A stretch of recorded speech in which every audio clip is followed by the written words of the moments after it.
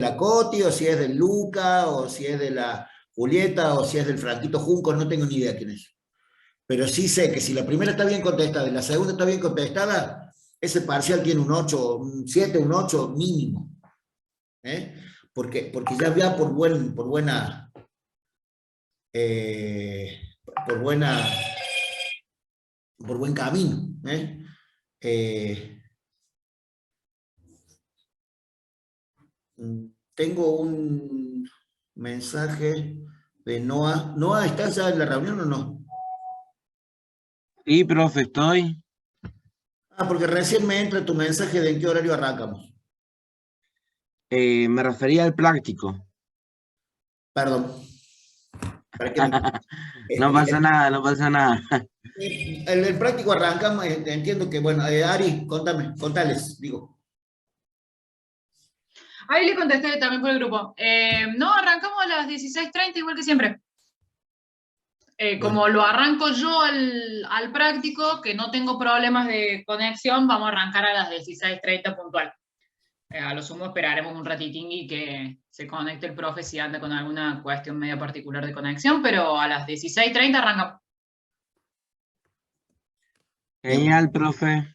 contestado entonces todos los temas y bueno, y agradecerle a Luca que siempre está ahí grabando estas sesiones y dando una mano enorme. Gracias, Luca, gracias.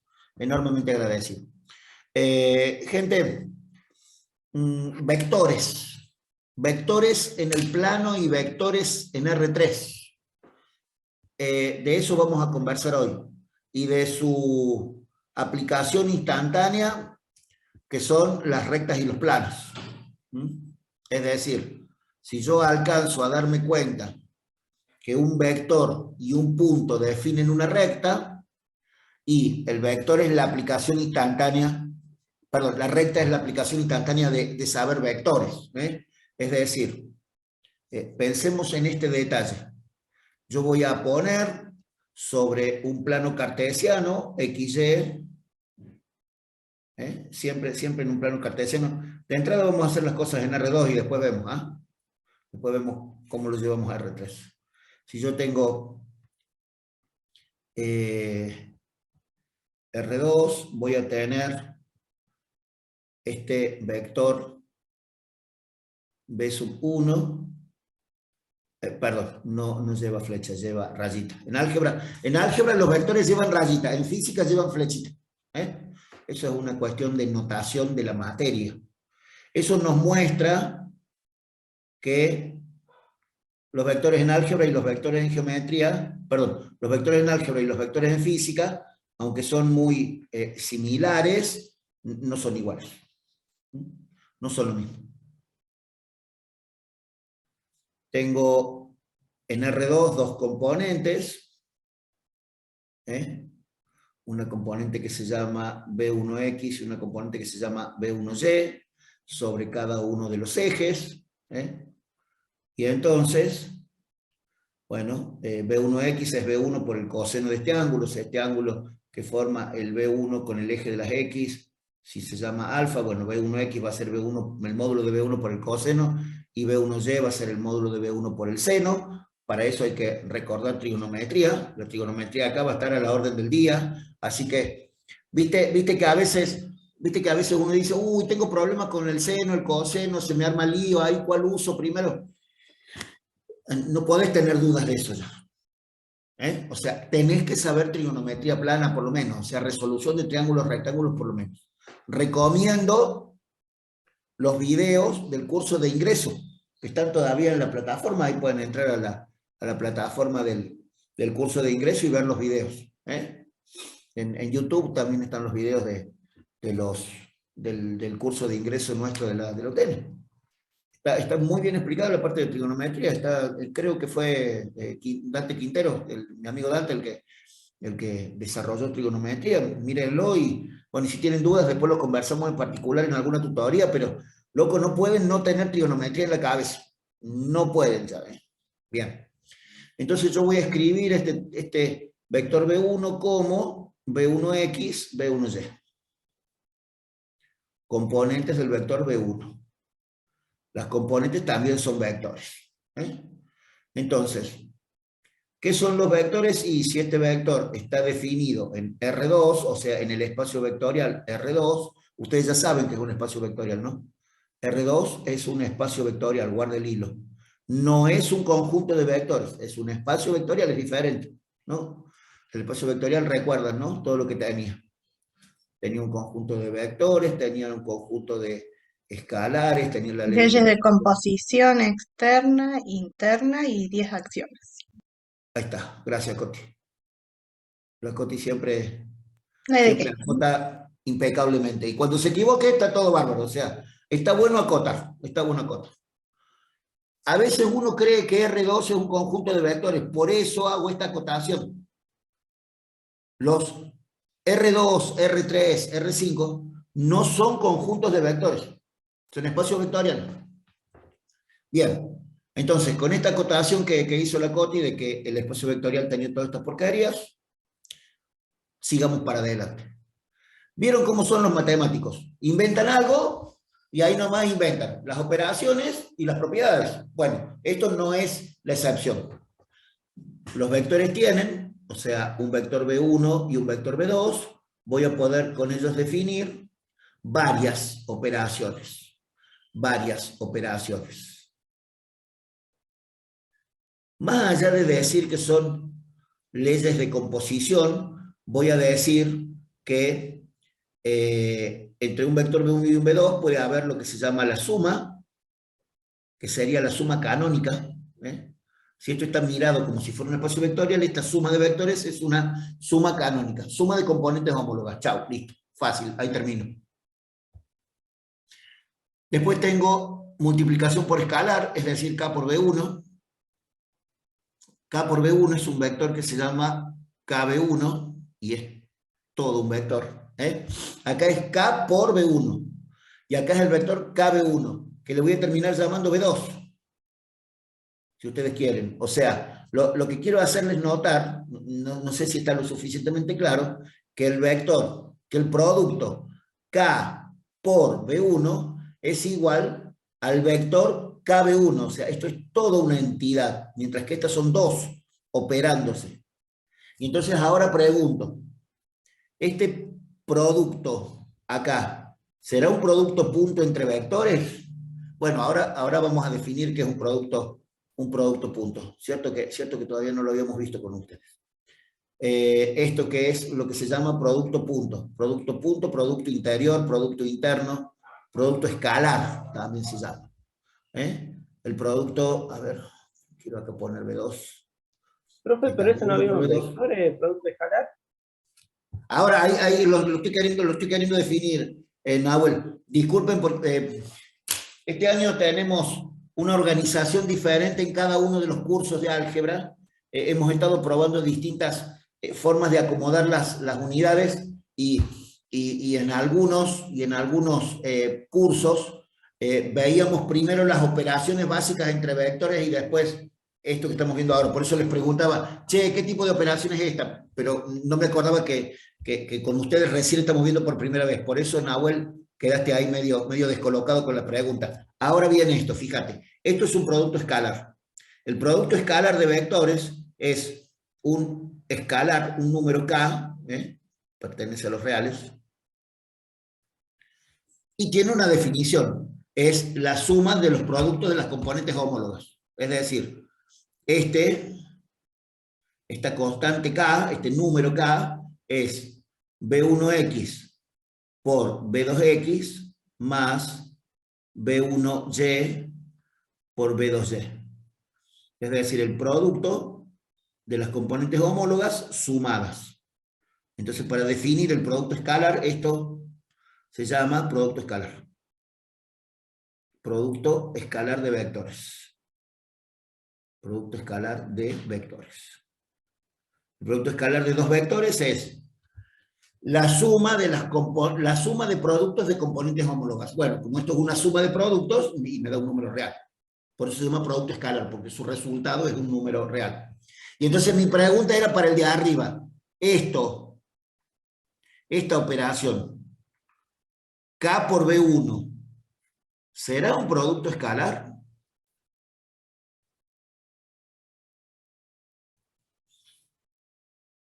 Alguien que acote, alguien que diga. No, Sí, ese no es no, un ¿por qué? producto escalar, profe. ¿Por qué no, Nahuel? Porque ese está multiplicando en escalar a un vector y las componentes homólogas del vector son las que van a aumentar. Impecable, impecable. Lo que pasa es que fíjate, Nahuel, que el nombre me da como a pensar, porque el nombre de esta operación es producto por escalar.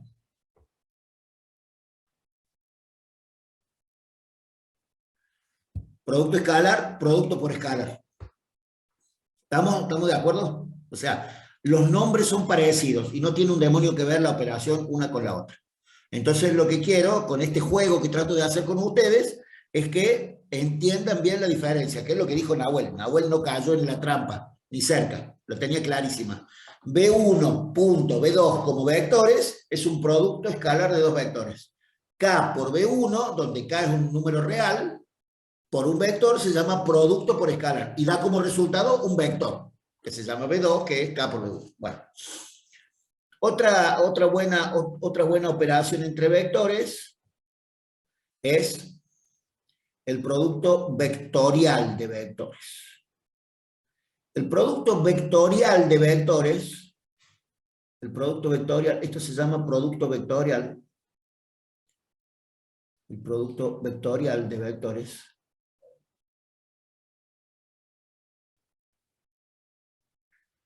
lo vamos a definir en R3. Es decir, cuando yo defino solamente vectores en R2, que es lo que estamos tratando de definir ahora, el producto vectorial todavía no tiene definición propia. Me hace falta estar en un espacio vectorial más complejo, más completo, si vos querés. O sea, con una dimensión más, o sea, con una componente más en cada uno de los vectores. Guarda, porque esto es una pregunta, es una situación como compleja de analizar. De que el producto vectorial se da solo en vectores de R3. Muy bien.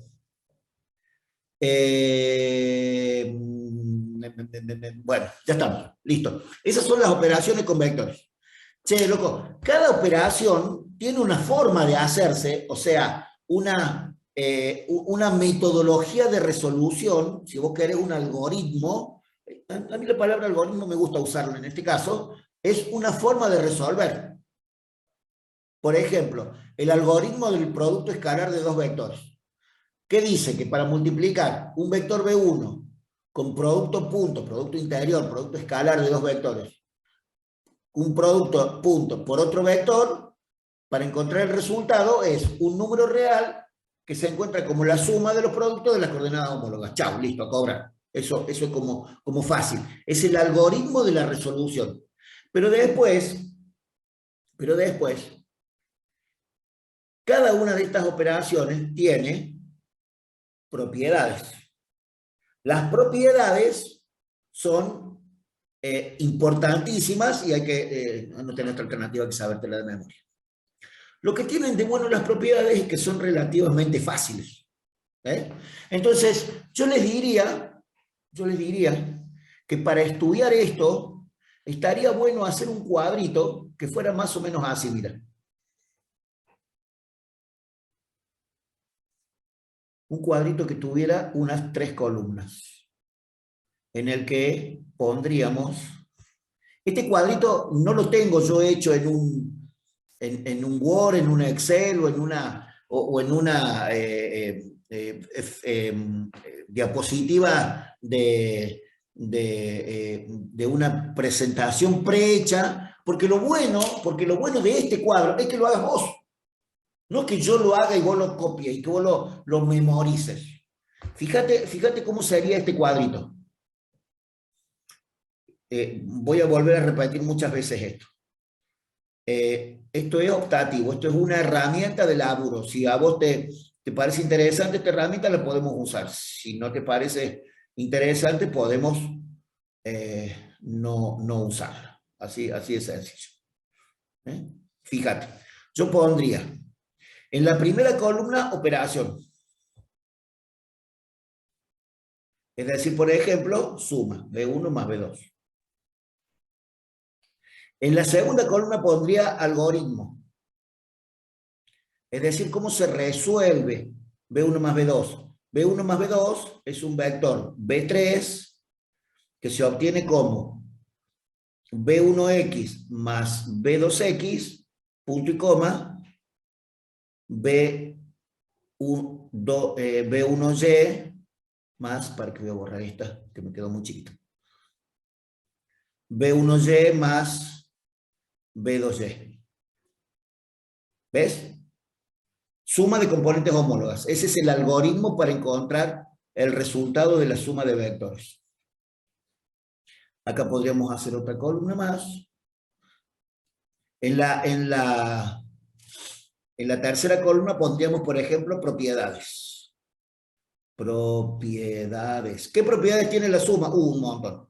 La primera propiedad conmutativa. La primera propiedad conmutativa. ¿Por qué? Y porque es lo mismo hacer B1 más B2 que B2 más B1. La segunda propiedad, ¿cuál es? Asociativa. Es decir, hacer B1 más B2 más B3 es lo mismo que hacer B1 más B2 más B3. O sea, ir sumando de a pedacitos, de a poquitos de vectores. Cuando uno tiene una suma muy grande de vectores, puede hacer sumas parciales. Eso quiere decir la propiedad asociativa. Bueno, ahí tenemos la tercera columna. Y la cuarta columna, que era una que me estaba olvidando, ustedes discúlpenme. La cuarta columna de esta tablita, está bueno que sea usos aplicaciones. Aplicaciones me suena más. Aplicaciones, me parece que queda más interesante esa palabra. Entonces, por ejemplo, aplicaciones de la suma, composición de vectores. Pero, por ejemplo, cuando vos hagas B1 punto B2, este que decíamos acá, ¿no? Producto escalar de dos vectores, el algoritmo, bueno, lo tenés acá, B1X más B2X, B1X por B2X más B1Y por B2Y. Eso lo vas a escribir acá, y te va a quedar escritito. Propiedades, bueno, tenés 1, 2, 3, tenés como 5. Tenés un montón más, tenés como 5. Aplicaciones, ¿cuál es la aplicación más importante? Fíjate, que B1 punto B2 igual a 0, garantiza que B1 y B2 son perpendiculares entre sí.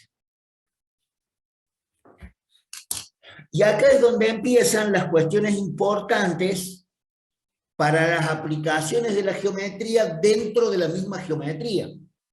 Porque esa aplicación del producto escalar de dos vectores me va a servir para definir perfectamente una forma de recta que se llama ecuación normal de la recta. ¿Tienen en claro ustedes que normal quiere decir perpendicular? ¿Sí? Che, no sé cómo venimos con toda esta explicación. Hasta ahora, bien. Es más un recalentamiento ver lo de vectores actualmente. Sí, me gusta lo que dice el Emiliano. Concuerdo. Pero ¿sabes cuál es? Hay una cosa, Emiliano, que a mí me gusta diferenciar. Cuando yo tomo vectores, y cuando hablamos, gracias Nahuel también dice bien en el chat, cuando yo tomo vectores en un parcial, o en un final, estoy pretendiendo que ustedes separen la cuestión vectores para física que vectores para el álgebra. Porque la suma de vectores en álgebra no es lo mismo conceptualmente que la composición de vectores en la física. Porque todo esto después lo vamos a llevar a espacios vectoriales no graficables, o sea, me salgo de R2 y R3, me salgo de R2 y R3, y entonces ahí ya no digo más composición de vectores, como digo en física. En física no digo que las fuerzas o las aceleraciones se suman. Tengo que decir se componen. Cuando yo digo, sí, sumar las fuerzas, está mal dicho, tengo que decir componelas. Es una palabra diferente. Porque el concepto es diferente. ¿Entienden? O sea, mirá, si en física vos decís sumar la fuerza, el profe también te lo acepta, porque es una deformación lógica del lenguaje de la asignatura. Lo que pasa es que acá, en esta parte de los vectores, es como que si vos me decís componer vectores, y me decís que la suma de este vector más este vector me da esta resultante, y esto me da mucho una idea de física, no una idea de vectores del álgebra. Entonces, yo estoy seguro que si vos no estudiaste este algoritmo de suma de vectores, no vas a haber estudiado las propiedades tampoco. O sea, con saber composición de vectores de física no te alcanza para las propiedades y las aplicaciones del álgebra. Hay que sentarse a estudiar con la base de física que vos traes, que te resirve,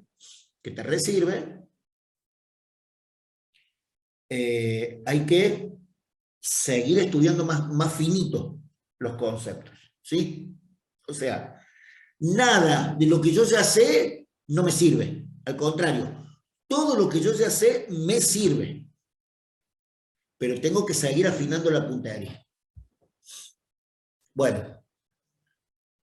Cuando yo salgo de R2 y ya estoy en R3, cuando yo ya estoy en R3,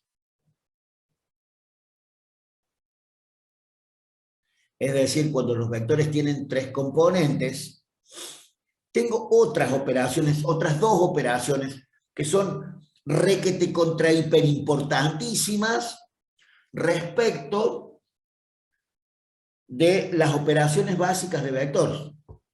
Entonces, que son estas 2.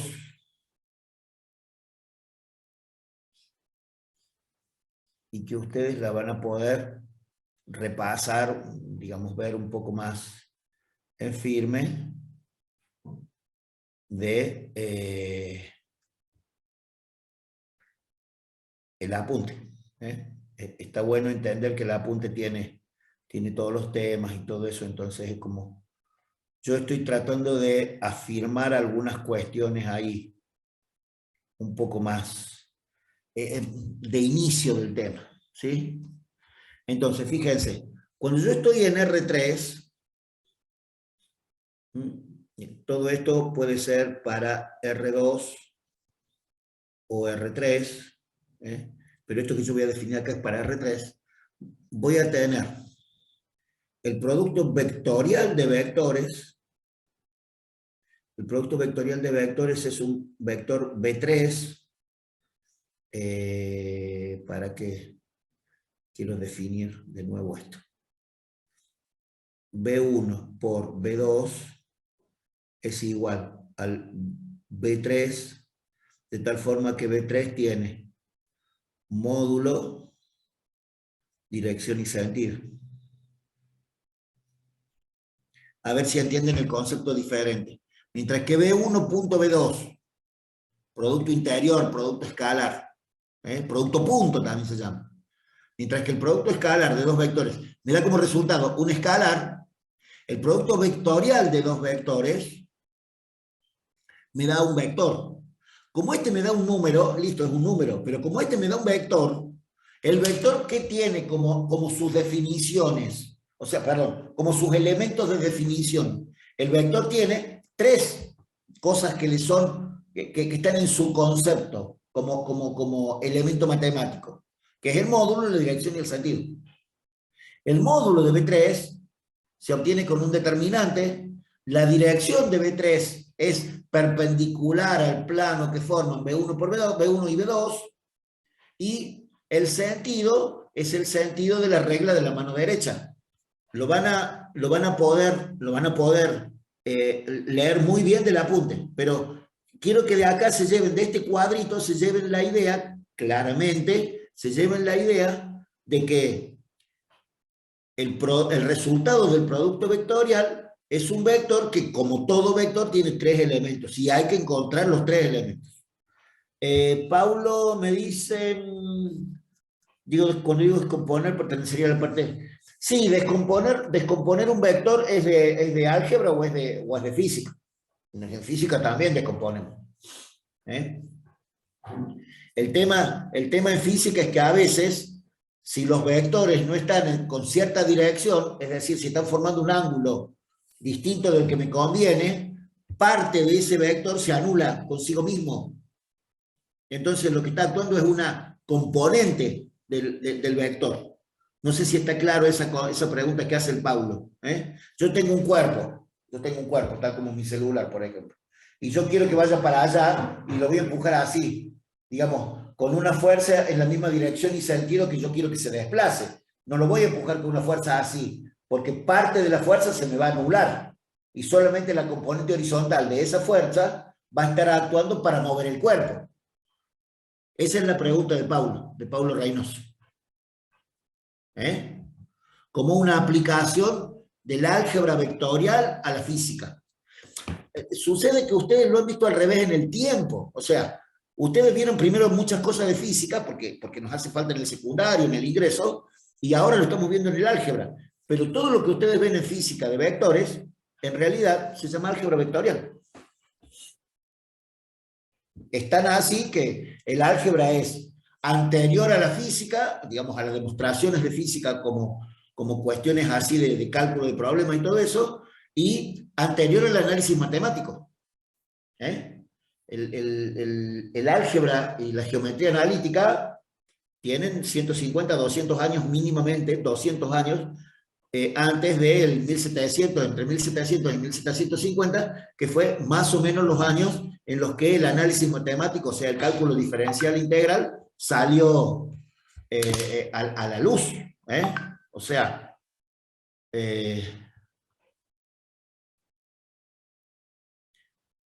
a ver si me entienden la idea. ¿Sí? Siempre me parece que está bueno saber qué salió primero y qué cosas son aplicaciones. ¿Por qué? Bueno, no sé, a lo mejor me parece que no estoy equivocado, pero ustedes véanlo para ustedes. Me parece que si uno empieza a entender los mecanismos con los que fueron inventándose estas cuestiones, desarrollándose estas cuestiones matemáticas y físicas, es como que es más fácil para estudiarlas. Si no, parece que es todo mágico. O sea, no sé si vos algún día te preguntaste, pero ¿cómo se dio cuenta Newton de todas las cosas que se dio cuenta? ¿Solamente porque se le cayó una manzana en la cabeza? Seguro que no. O sea, lo de la manzana en la cabeza es anecdótico. Es como para que nos riamos un rato del desarrollo científico que el tipo tuvo. Pero el tipo se mató estudiando en un laboratorio un montón de días con sus noches y desarrollando y pensando, y a lo mejor de repente vio caer una manzana en un árbol y dijo, ahí está la teoría. Y la escribió después de pensar un montón de tiempo. El problema de Newton, el problema de muchos físicos de la época de Newton, y muchos químicos también, sobre todo muchos físicos, es que no tenían las matemáticas desarrolladas como para sus cuestiones físicas. Entonces tuvieron que ponerse a estudiar matemáticas. No sé si alguna vez yo les conté, pero Newton, entiendo que ustedes saben que es un físico. A Newton le decimos el padre de la dinámica. Imagínate vos si no es un físico. Y sin embargo, hay un tema en matemáticas que se llama el binomio de Newton. O sea que el tipo también estuvo estudiando matemáticas. ¿Por qué? ¿Porque le gustaba? No, era porque no tenían matemáticas para desarrollar sus cuestiones conceptuales de la física. Desarrollaron parte de la matemática. Claro, Paulo, sí, completamente de acuerdo. Todas las cuestiones, miren, el análisis matemático 1 y el análisis matemático 2, que nosotros vemos con esos nombres, en la jerga de la matemática se llama cálculo, nada más que eso, cálculo. El cálculo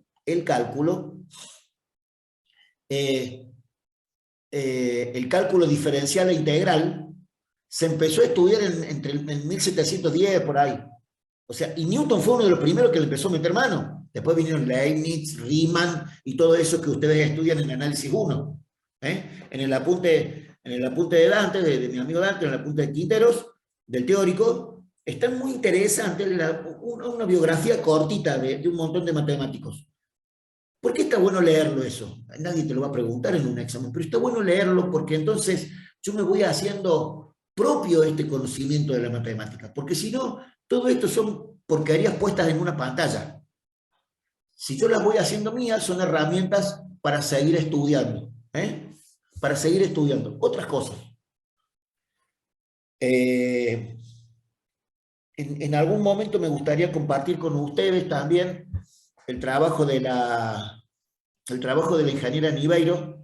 Ella hizo un estudio con unas cuestiones ahí de ejemplos prácticos de autovectores y autovalores. Es un trabajo arduo, bastante laborioso. El tema es un lío, las aplicaciones son dos líos, o sea, cada vez peor, cada vez más difícil. Y sin embargo ella se tomó el tiempo y se tomó el trabajo para hacer un par de ejemplos de autovectores y autovalores que son realmente importantes para ver que lo que estudiamos no son solamente números, o no es solamente matemáticas.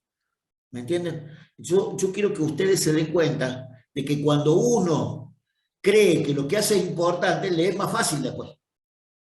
No sé si a vos te pasa, pero si lo que yo estoy estudiando a mí me parece que es feo, difícil, aburrido, y además no me sirve para nada, lo voy a estudiar como mucho más dolorosamente.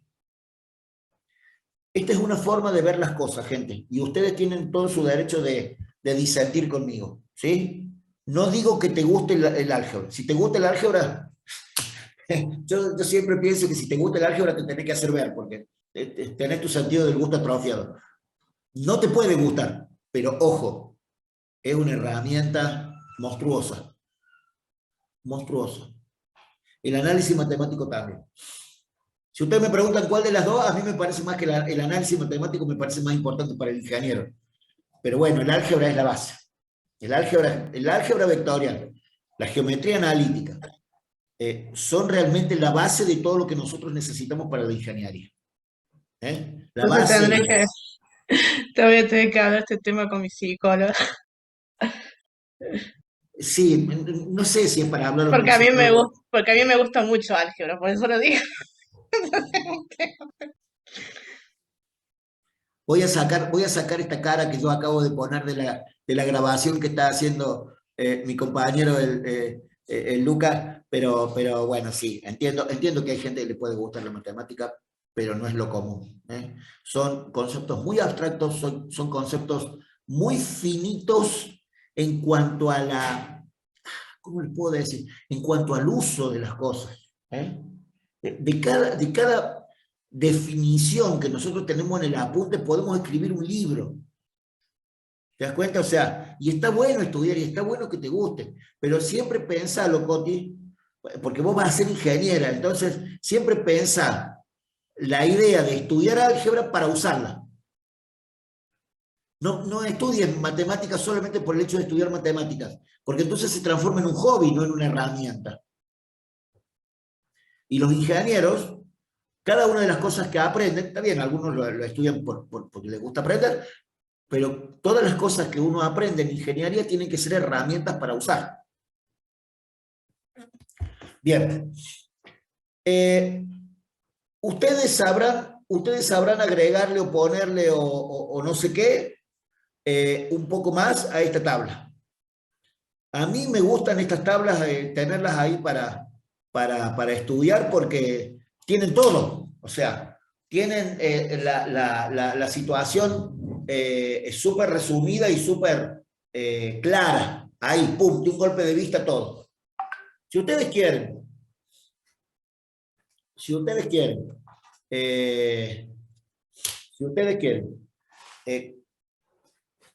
hacer la tabla, así garabateada nomás, o sea, no nada del otro mundo, de muy prolijo, ni muy nada. Si ustedes quieren hacer la tabla y me mandan una foto de WhatsApp y quieren que la conversemos, también estoy abierto a eso, O sea, hacer una tabla de estas, hacerla es fácil, hacerla bien no es tan fácil. Lleva su tiempo y lleva su labor. Bien, entonces... me van a dar 2 segundos para solucionar un problema acá en casa y ya continuamos, ¿sí? Gracias.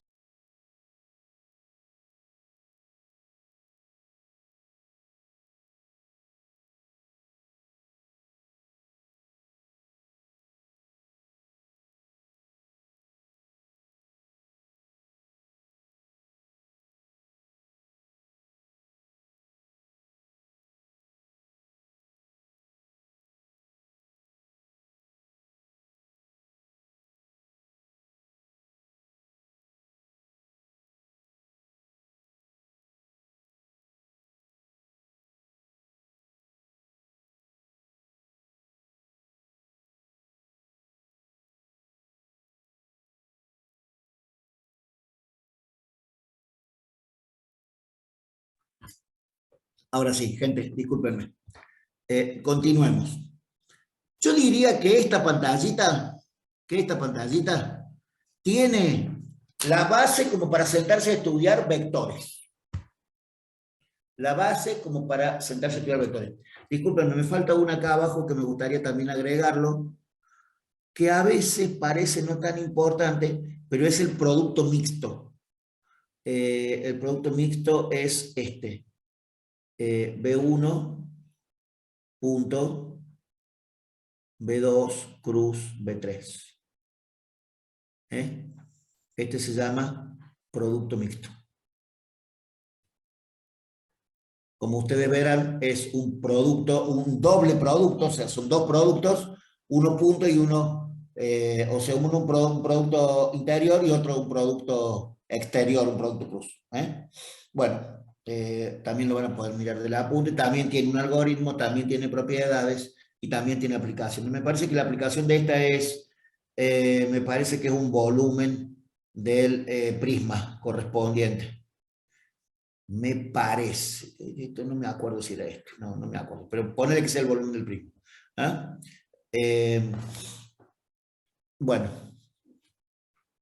recuerden esto, bueno, si el producto acá, si B1 cruz B2 es igual a 0, es porque los productos, los vectores son paralelos, o sea, son cosas que van a poder ir leyendo en el apunte. No tienen nada del otro mundo estas cuestiones. ¿Preguntas de esto de estas situaciones de vectores? ¿Quieren alguna otra pregunta o estamos bien hasta ahí? Bien. Continuemos entonces. Ahora sí vamos a ver solamente R2. Solamente el espacio vectorial R2. Es decir, el espacio vectorial a donde me estoy moviendo se llama R2. Recuerden lo que decía la Coti.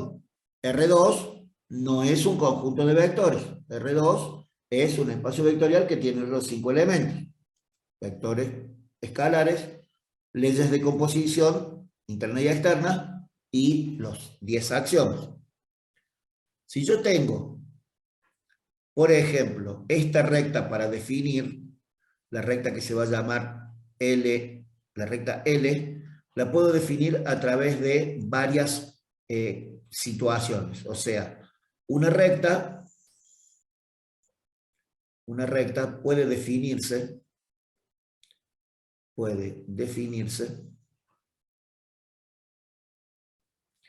con dos elementos.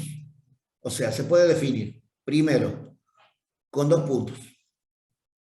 Es decir, imagínate, un punto acá A, un punto acá B. Es decir, con 2 puntos. 2 puntos.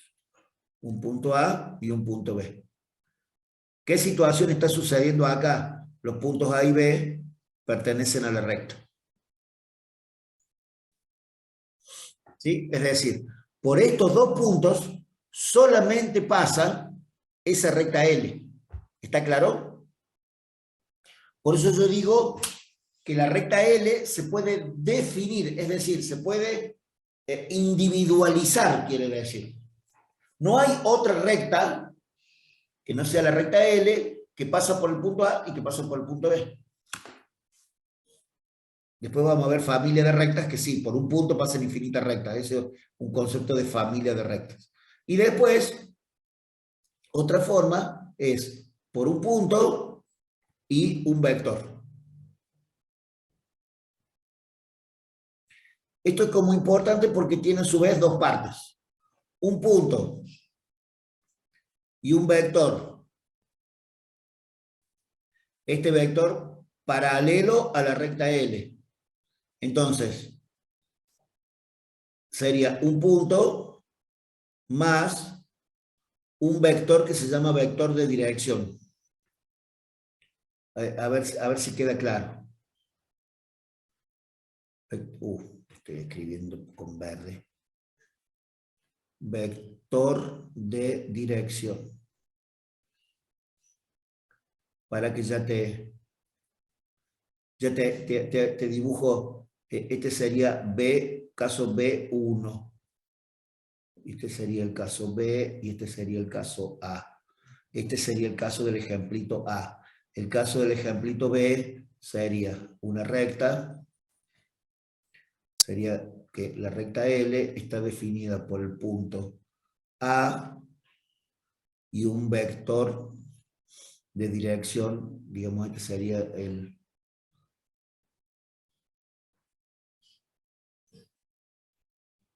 este. Ojo que este vector puede estar ahí o puede estar así. O sea, lo voy a dibujar en el aire que está como más... Este vector es el vector B. El vector de dirección es el vector B. ¿Entendido, gente? Porque hay otra posibilidad de esto.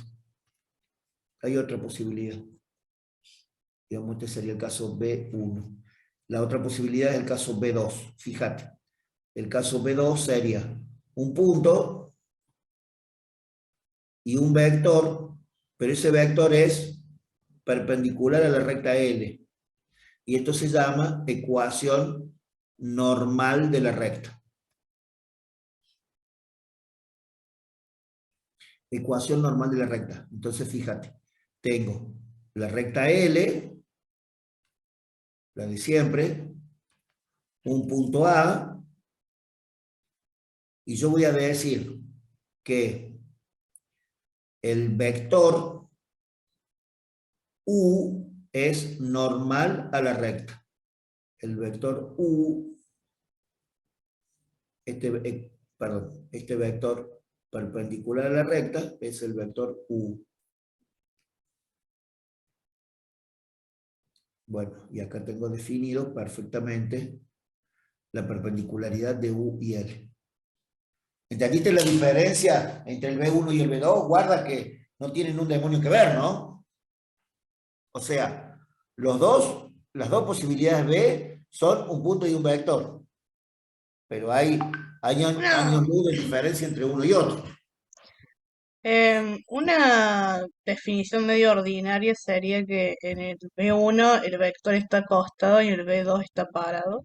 No, negra, porque acostado y parado, si yo te pongo la recta L vertical, y entonces en el B2 te va a quedar acostado el vector U.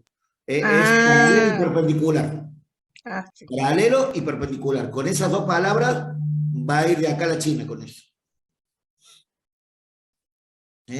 Cuando el vector es el vector de dirección,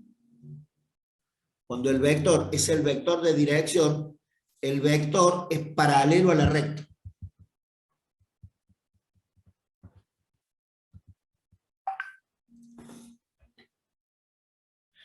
Entonces,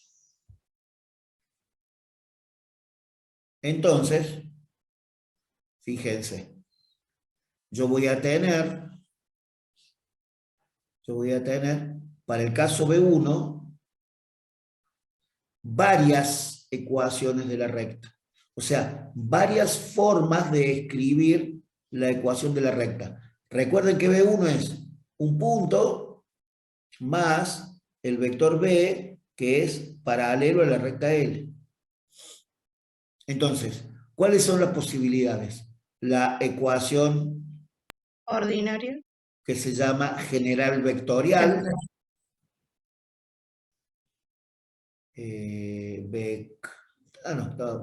Iba bien hasta ahí. Vectorial, que es una ecuación que dice que la recta L tiene una forma de sumar un punto de coordenadas, un punto P de coordenadas dadas, más un vector de dirección B, que va a ser un vector por acá, un vector de dirección B. Recuerden que no hace falta que el vector pertenezca a la recta, puede ser paralelo nada más, y ese vector va a estar premultiplicado por un parámetro que se puede llamar T o se puede llamar también lambda. Este es el parámetro lambda. El parámetro es un escalar, es un número real.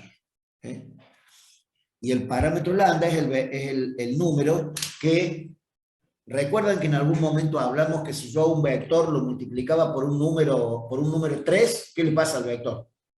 El vector, si está multiplicado por el escalar 3, obtengo un vector más largo.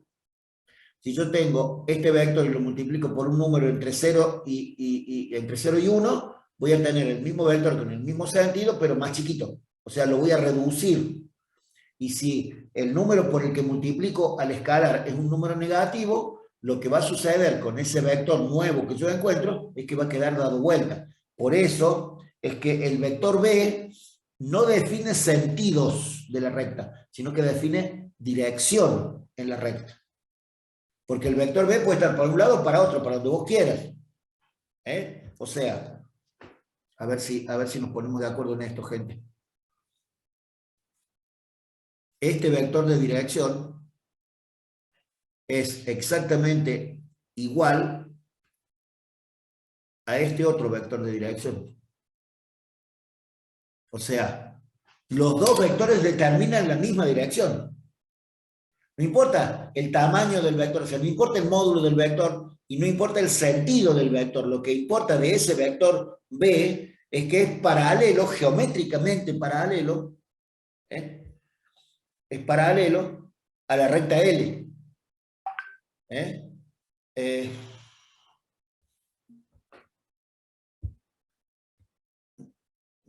Quiero que entiendan este concepto, ¿no? O sea, entiendan que del vector de dirección lo único que utilizo es la dirección de B, no el sentido y el módulo. El sentido y el módulo no me interesa.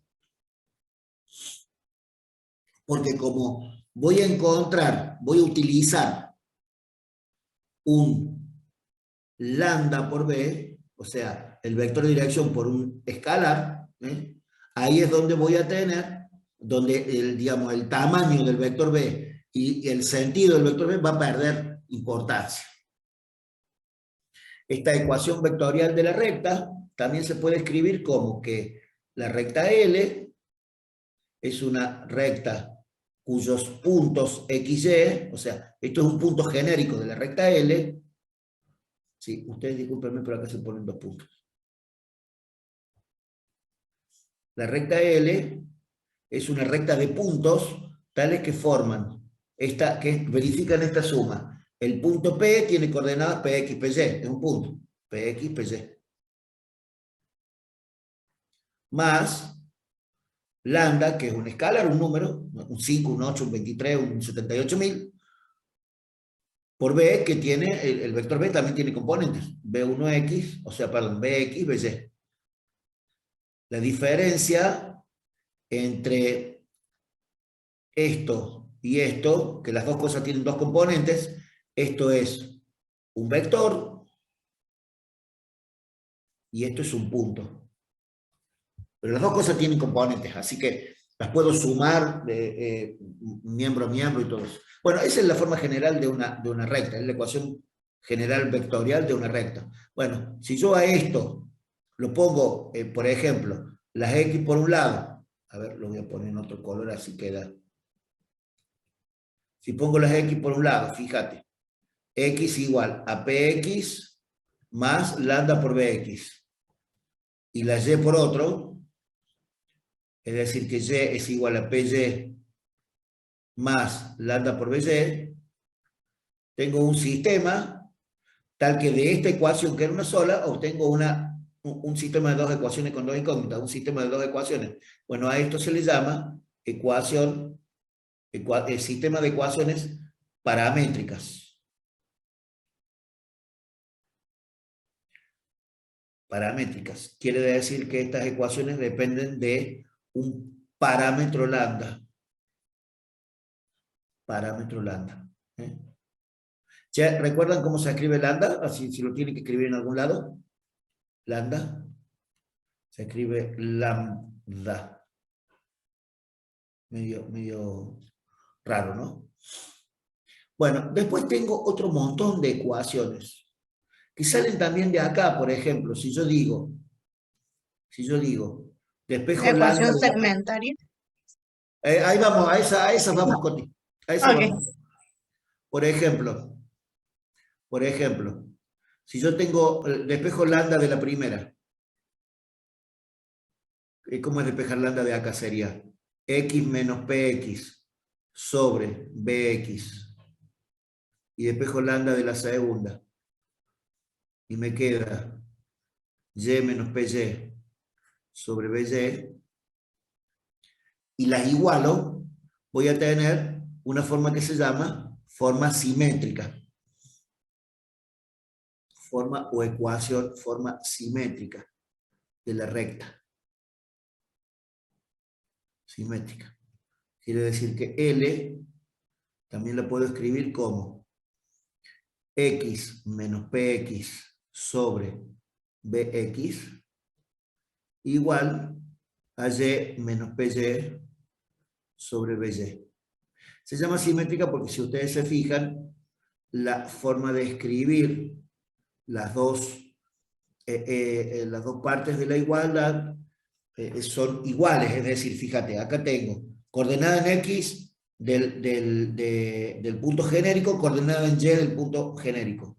Acá tengo la coordenada en x del punto P, acá tengo la coordenada en y del punto P, del punto conocido. Y acá tengo la coordenada en x del vector de dirección, y acá como denominador y de la misma forma, la componente en y del vector de dirección. Por eso se llama forma simétrica, porque es como si el igual fuera un espejo.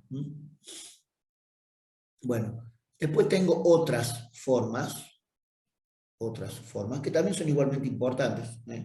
La forma explícita, esta les va a aparecer, también sale de acá, o sea, si yo despejo y mando todo para el otro lado, forma explícita. Fíjate, esta les va a resultar conocida. Esta es la forma que usamos, las cosas que usamos en análisis. En la ecuación, ¿cómo se llama? De primer grado. Es como si fuera una ecuación de primer grado por igualada a y. Entonces, es una función. Esto es una función lineal. Es la ecuación de la recta que hacen en análisis 1, ¿no? Que acá ponen b, y entonces yo tengo 1 para acá y el valor de acá, y pum, trazo la recta. Bueno, esta recta es la recta L. La recta L tiene forma explícita como y igual a x más b. Después también tengo otra forma más rara. En análisis también se usa, pero nosotros en particular en la UTN no usamos. Se llama forma implícita. Es decir, hay todo un análisis matemático dirigido a las formas explícitas, que es la que usamos nosotros, y hay otro análisis matemático dirigido a las formas implícitas. Fíjense cómo es. AX menos y más b igual a 0. Es decir, si yo tengo todo de un solo lado igual a 0, esa es la forma implícita de la recta. Y por último, esta que comentaba la Coti, que es x sobre a más y sobre b. Gastón, es una cuestión de... Gastón pregunta en el chat por qué no se usa. Es una cuestión de costumbre. Vos todas las matemáticas podés hacerlo en función de la forma explícita o en función de la forma implícita, todo el cálculo, el análisis matemático.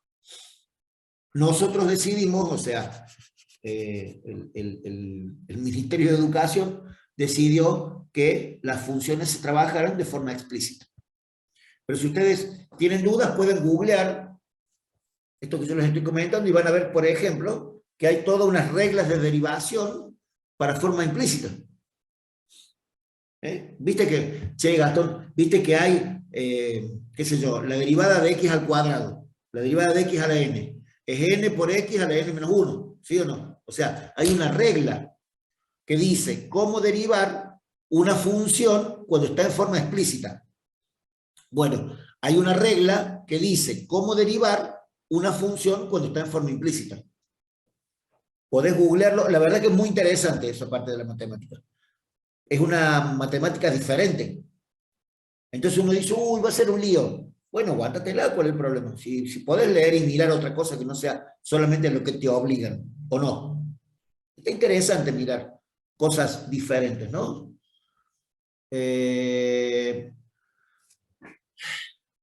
No sé, Gastón, vos me decías en el secundario usaban las dos. ¿A qué cole fuiste al secundario, Gastón?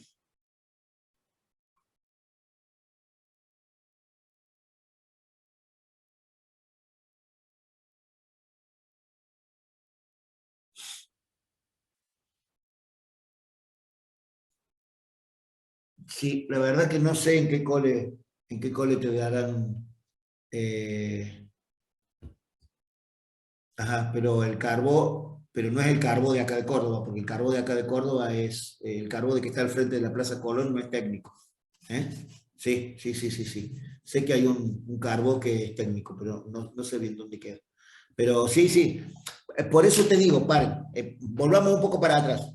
Esto que dice el Gastón, ¿no? Hay coles en donde te podrían llegar a haber dado algo de implícita. Supera ampliamente los patrones, los márgenes mínimos de las materias. Acá en la UTN vamos a hacer todo en forma explícita. Y no se sientan de menos porque con la forma explícita te sobra para poder derivar y para todo. O sea, todo el análisis matemático lo podés hacer desde la forma explícita. Bueno, esta forma que se llama la forma segmentaria, forma general segmentaria o ecuación segmentaria de la recta, segmentaria, también está interesante porque si vos te fijas, se puede graficar una recta a partir de conocer las intersecciones con los ejes de coordenadas.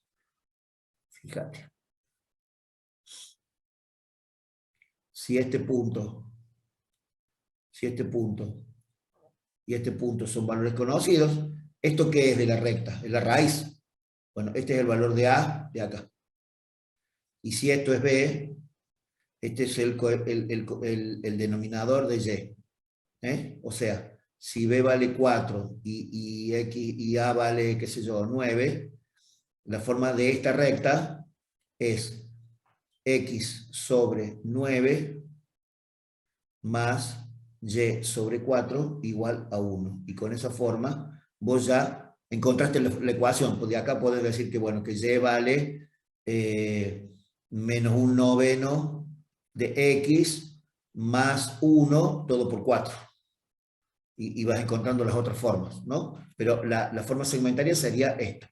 Y se llama segmentaria porque precisamente define perfectamente, digamos, el valor de A es este segmento, el valor de B es este segmento.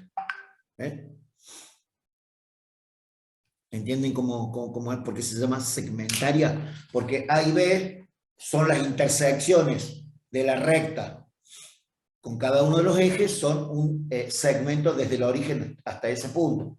Puede ser positivo, negativo y todo eso, ¿no? O sea, también cabe esa posibilidad. Pero, en análisis matemático le damos nombres más específicos que solamente intersecciones con los ejes.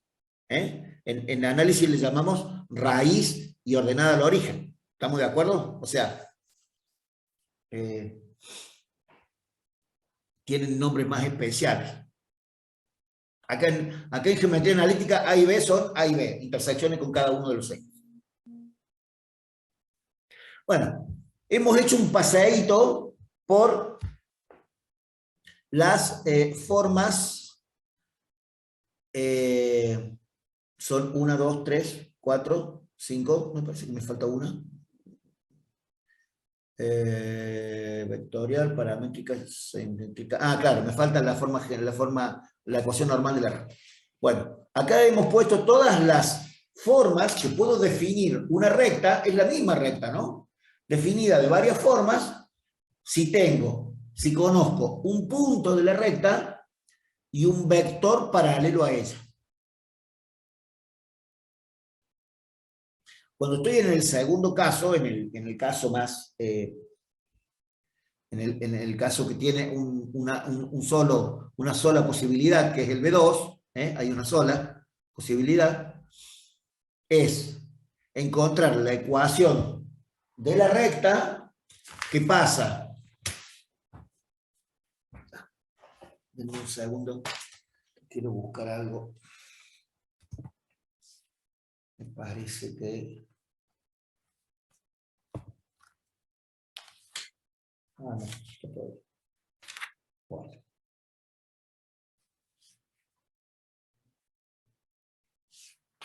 Sí. Sí, tienen todos los desarrollos y todo de...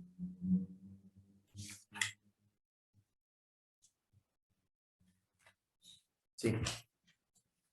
Están todos los desarrollos de estas ecuaciones, así que lo van a mirar ahí, lo van a poder ver bien del apunte.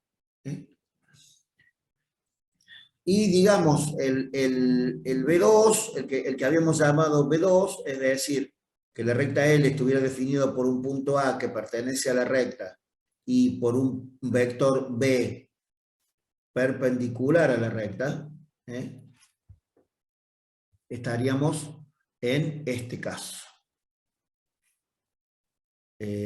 Acá estaría la recta L. Acá estaría la recta L.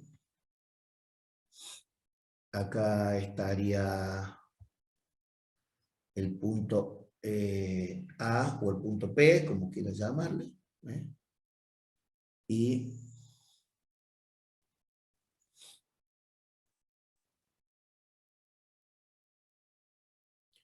acá tendríamos un vector que podríamos ponerlo así.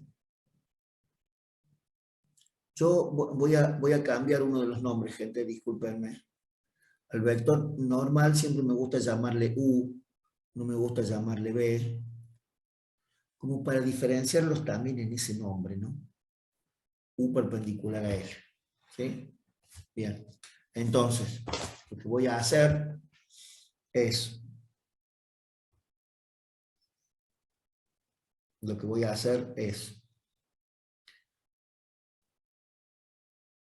este punto, discúlpenme, estoy justamente viendo la anotación en el apunte, quiero ponerle los mismos nombres. Este punto P se puede llamar P, se puede llamar A, se puede llamar como vos quieras, ¿no?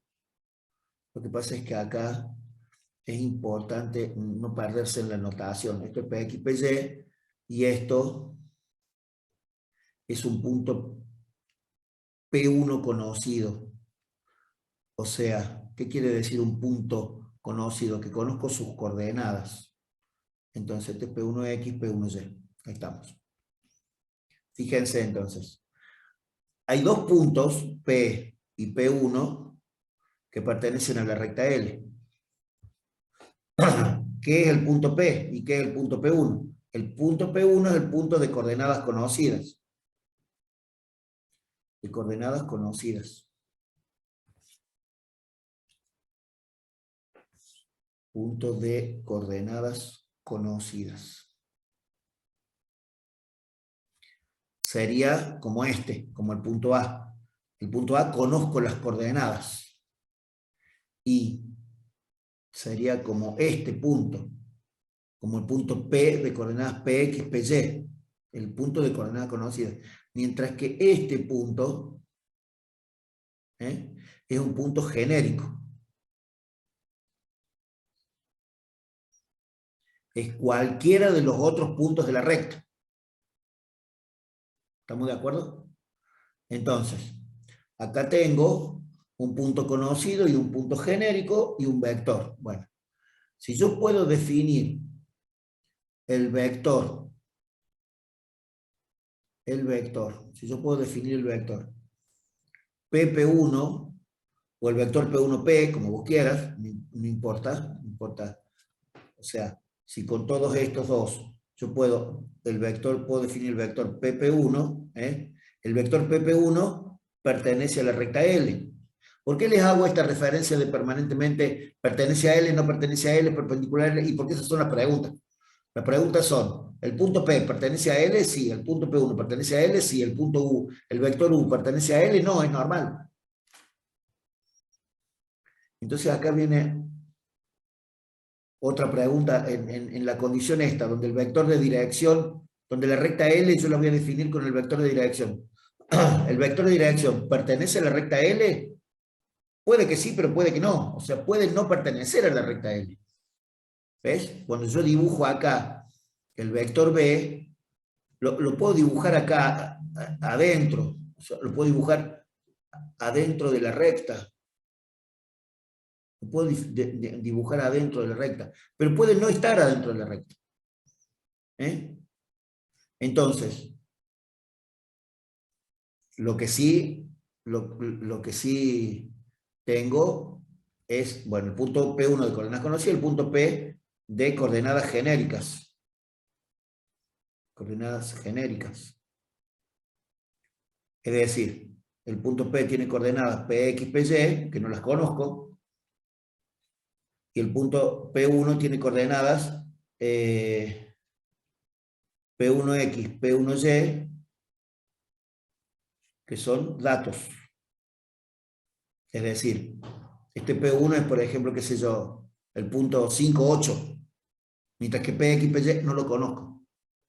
Pero sí PP1 o P1P, como vos quieras, es un vector que pertenece a la recta L. Y si ustedes me soportan un minutito más, ya terminamos. Fíjense ustedes que el vector PP1 y el vector U multiplicados escalarmente me da como resultado 0 porque son perpendiculares. O sea, esta es una condición, es una propiedad, condición de perpendicularidad. Era esto que decíamos en los vectores, ¿se acuerdan? ¿Se acuerdan que yo les decía? Dos vectores multiplicados escalarmente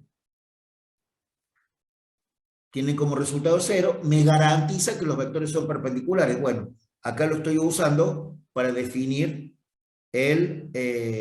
una ecuación de la recta. Entonces, la ecuación final de la recta va a ser L igual a una coordenada conocida, perdón, una coordenada genérica, x por coseno de un ángulo más y seno de otro ángulo, seno del mismo ángulo, menos un escalar P igual a 0. Bueno, entonces, yo ahora pregunto, ¿cómo hicimos para pasar de esto a esto? Bueno, para eso primero hay que mirar vectores, hay que ver cómo se hace el producto escalar, cuál es el producto escalar entre estos dos vectores, y después de 2 o 3 operaciones, acá hay 2 renglones o 3 de desarrollo, nada más, llego a esto. Lo que sí quiero que ustedes vean es qué es cada cosa. X y Y son las coordenadas genéricas del punto. Coordenadas genéricas de un punto, de la recta. Cuando yo digo coordenadas genéricas, quiero decir, por ejemplo, X y Y son las coordenadas de este punto, de este punto, de este punto, de este punto, de este punto, de cualquier punto de la recta. ¿Entendiste? Son las coordenadas de cualquier punto. Este θ es el ángulo que forma, este θ que lo voy a poner en verde, es el ángulo que forma la recta con el semieje positivo de las X. Y este P es la distancia a la que pasa del origen. Perdón, no lo voy a poner con azul, lo voy a poner con otro color que sea más horroroso porque ya puse con azul el vector PP1. Sería esto. Esto sería las coordenadas P. El escalar P. Gente, fíjense que no es lo mismo P en rosadito que P en negro. No tiene un demonio que ver, fíjense. P en rosadito y P en negro. Hay que tener cuidado porque es la misma notación que usamos en el apunte.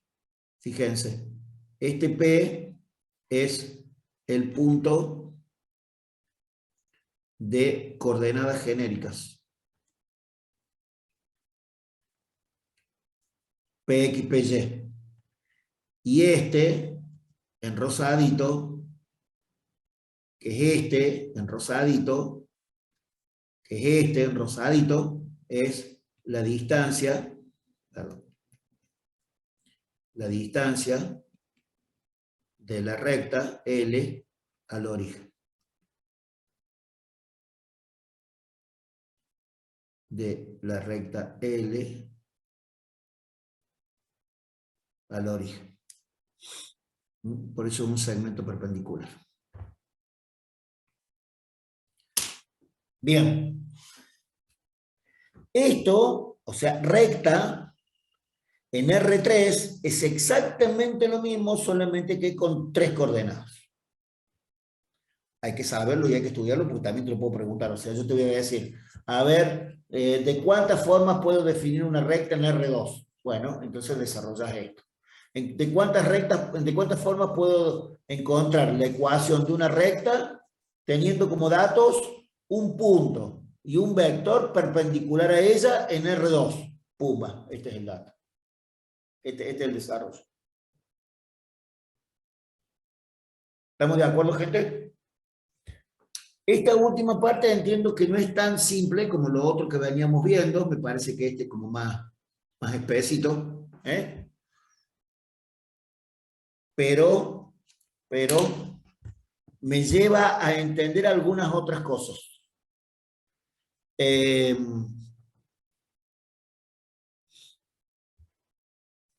Si para la semana que viene ustedes pudieran tener un tiempito para mirar esto, estaría muy bueno. Si para la semana que viene ustedes quisieran ir a alguna tutoría de la ingeniera Boneto, de la doctora Boneto ahora, estaría muy bueno. Porque estas cosas a veces cuestan de verlas. Por favor, no se priven de llamarme por teléfono. O sea, ¿tenés dudas? Me escribí, me decís, che, profe, mira, tengo un problema con esto, estoy tratando de ver y la verdad que no capto bien de dónde salen las cosas. Cualquiera, ¿eh? Si querés tener otra mirada del mismo tema, que también está bueno, anda a ver a la ingeniera Luciana Boneto, a una tutoría. Y vas a ver que ella te lo va a explicar. Digamos, te va a explicar lo mismo de otra forma. Y entonces vos decís, mira, ahora lo entendí. Listo. Ya tenés 2 explicaciones diferentes en tu cabeza. Pero hay que, esta semana, ponerle un poco de pila. Gente, entiendo que se nos complican los tiempos y las cuestiones de otros parciales y todo eso. Eso lo entiendo. Pero hay que ponerle intención y atención y horas de estudio. Así que lo que no hayan entendido, mírenlo, fíjense, lo que no hayan entendido, busquen ayuda. Si quieren buscarle en mí también, estoy para eso. Y bueno, nos vemos la semana que viene con un poco más para terminar plano y empezar a ver un poco de cónicas. ¿Sí, gente? Sí, profe. Enormemente agradecido por la participación de ustedes, enormemente agradecido como siempre. Siempre quiero resaltar la idea de que si uno participa habitualmente uno se va durmiendo, ¿viste? Y va quedando ahí medio aletargado. Entonces eso no es bueno para nadie. Así que bueno, arriba, a seguirle poniendo pila y nos estamos viendo, si Dios quiere, sí o sí, el viernes que viene y bueno, en la semana lo que necesito. ¿Sí? Que anden muy bien, gente. Chau, chau. Chao, profe. Chao, profe.